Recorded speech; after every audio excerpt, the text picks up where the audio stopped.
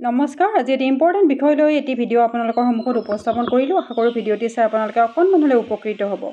যিবিলাক মহিলা স্বামীগৃহ নিৰ্যাতিত হৈ পেলাই পিতৃগৃহত আশ্ৰয় লয়, নিজৰ কোনো কৰ্মসংস্থাপন নাথাকে, ইনকাম নাথাকে, নিজৰ পিতৃও অত্যন্ত দুখীয়া হয়, কিছুমানৰ পিতৃৰ মৃত্যু হয়, তেওঁলোকৰ ভাতৃসমূহ অত্যন্ত দৰিদ্ৰ হয়, হাজিৰা মজুৰি কৰি খোৱা লোক হয়, সেইবিলাক লোকে অত্যন্ত মানসিক চাপত ভোগে, অত্যন্ত কষ্টত ভোগে যে নিজৰ কন্যা সন্তানজনীক, নিজৰ ভনীজনীক আদালতত গৈ পেলাই আদালতৰ আশ্ৰয় লৈ পেলাই কি ধৰণে ন্যায় দিব। কাৰণ আদালতত গ'লেই টকা পইচাৰ কথা আহি পৰে আৰু এটা গছৰ এদিন দুদিনত শেষ নহয়, এবছৰ দুবছৰ লাগি যায়। গতিকে তেওঁলোকে কিদৰে নিজৰ ভনীজনীক, নিজৰ কন্যা সন্তানজনীক তেওঁৰ স্বামীৰ পৰা ভৰণ পোষণ আদায় কৰি দিব বা তেওঁৰ স্বামীগৃহত যিখিনি নিৰ্যাতন ভোগ কৰিলে সেই বিষয়ে এটি গোচৰ কৰি পেলাই তেওঁক ন্যায় দিব। কাৰণ তেওঁলোক যিহেতু দৰিদ্ৰ হয় আৰু যিহেতু বহুত অভাৱী লোক হয়, সেইবাবে আজি এই ভিডিঅ'টি উপস্থাপন কৰিলোঁ।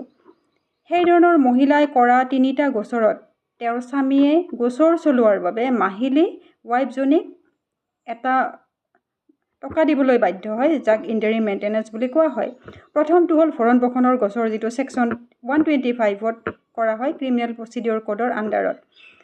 এইটো গোচৰত নিজৰ হাজবেণ্ডজনী ৱাইফজনীক গোচৰটো চলোৱাৰ বাবে মাহিলী এটা টকা দিব লগা হয়, যেতিয়ালৈকে গোচৰটো পেণ্ডিং হৈ থাকে, যেতিয়ালৈকে গোচৰটো ডিছপ'জ নহয়।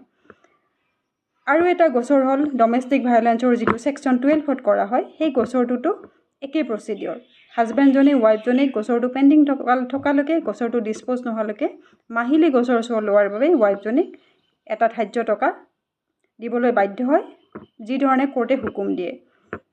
আৰু এটা হৈছে ডিভোৰ্চ গোচৰ, ডিভোৰ্চৰ কেছ।